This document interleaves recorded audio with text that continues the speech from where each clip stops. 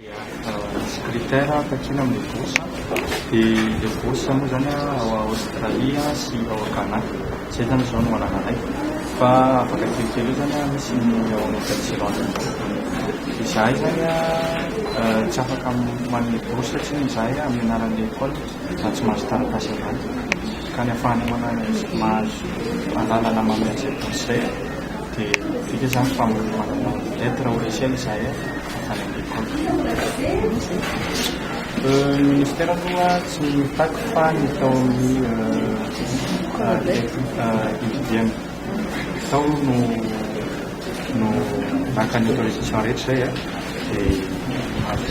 azo zany licence officielle mahatonga anay manombotra misy le izy zany tsy bourse gouvernemental zany le izy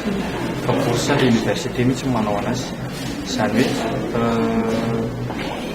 manao admission amin'ilay université ny ankizy dia ny université no manome anazy dia zany hoe tsy misy idiran'ny fanjakana moa zany le bourse amin'ny université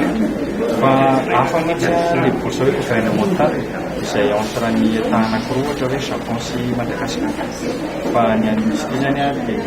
dia université mihitsy no manome azy fitaon'ity zany zao ny Australia midélivre bourse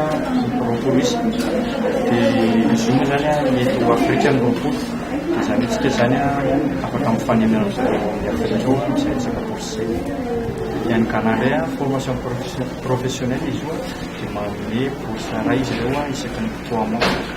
dia afaka manatona aminay zany dia zahay afaka mikarakara.